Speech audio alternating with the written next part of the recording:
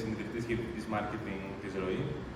Η ΡΟΗ είμαστε μια εταιρεία που ουσιαστικά ασχολούμαστε με το κομμάτι των πράσινων μεταφορών.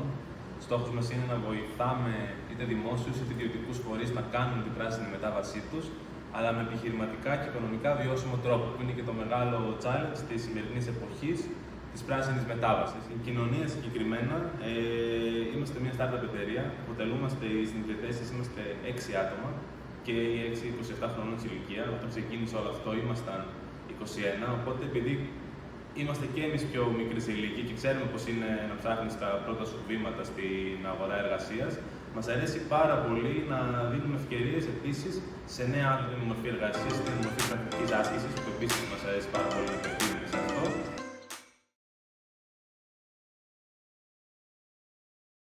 Νομίζω η έμπνευση είχε έρθει μέσα από το πανεπιστήμιο και σε μένα αλλά και στους υπόλοιπους συνειδητές εταιρείας, καθότι όταν είχαμε ξεκινήσει όλη αυτή την προσπάθεια, ήταν σαν ερευνητική ομάδα μέσα στο Πανεπιστήμιο, συγκεκριμένα στο Αριστοτέλειο Πανεπιστήμιο Θεσσαλονίκης.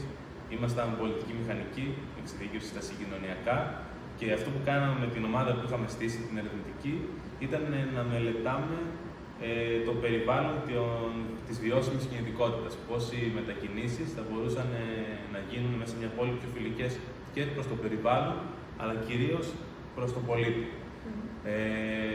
Ψάχνοντας και μελετώντας το αντικείμενο αυτό, νομίζω ήταν αυτό που έδωσε το ερέθισμα να δούμε ότι, ξέρεις τι, πολλά από αυτά θα μπορούσαν όντως να φύγουν από το επίπεδο της ιδέας ή της έρευνας και να βρουν ένα σοβαρό αντίκτυπο στην αγορά και να βοηθήσουν στην πράξη ανθρώπους και κατά επέκταση και περιβάλλον. Επομένως, νομίζω ότι από εκεί ήταν που έγινε το κλικ.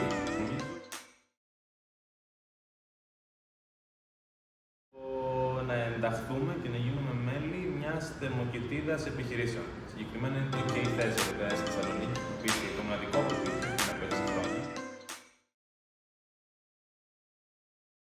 Ήταν το πολύ νεαρό της ηλικίας μας. Ήμασταν μια εταιρεία που οι ιδρυτές της και τα μέλη της, ουσιαστικά μόνο εμείς ήμασταν τότε, ήμασταν 22 χρονών. Στην Ελλάδα, που ήταν η χώρα που δραστηριοποιούμασταν, που εκ των πραγμάτων δεν ήταν συνηθισμένη και δεν είναι ακόμα, θέλω να λέμε για την αλήθεια, στην οφή επιχειρηματικότητα. Οπότε δεν μπορούσαν οι άλλες εταιρείες να σε πάρουν εύκολα στα σοβαρά. Από hard skills, θα πω ότι η εξειδίκευσή μας στο κομμάτι των μεταφορών μέσα από τη σχολή έπαιξε καθοριστικό ρόλο, γιατί όλες οι νέες ιδέες, η θέληση για να ερευνήσουμε νέα αντικείμενα πάνω στο κομμάτι των πράσινων μεταφορών, ηλεκτροκίνηση, ήρθε χάρη στο background που είχαμε μέσα από το αντικείμενό μας, μέσα από αυτό που σπουδάζαμε. Ωστόσο, προφανώς αυτό δεν αρκούσε από μόνο του. Χρειάζεται, θεωρώ, και το κομμάτι του να είσαι αρκετά ευέλικτος, ευπροσάρμοστος, να μπορείς να μελετήσεις και να ανταποκριθείς σε νέα αντικείμενα. Όπως προανέφερα, δεν αρκεί το να είσαι πολύ καλός ένας μηχανικός, ένα κάτι για να ξεκινήσει μια νέα επιχείρηση. Έχει μέσα τόσους πολλούς άλλους κλάδους και πτυχές που πρέπει να λάβεις υπόψη, που δεν μπορεί να κοιτάς ένα σημείο μόνο. Πρέπει να ανοίξεις πάρα πολύ το πεδίο των δραστηριοτήτων σου και των ικανοτήτων σου, τις οποίες πρέπει να τις εκπαιδεύσεις. Και θα πω ότι πάνω απ' όλα βάζω κορυφαίο το κομμάτι της επιμονής. Χωρίς επιμονή τα πράγματα δεν θα είχαν προχωρήσει.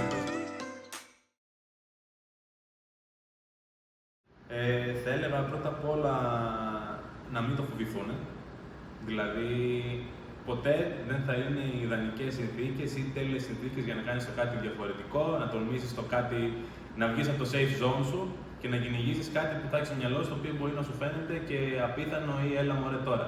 Αυτό ακριβώς το έλα μωρέ τώρα το απίθανο είναι που πρέπει να βάλουμε μπροστά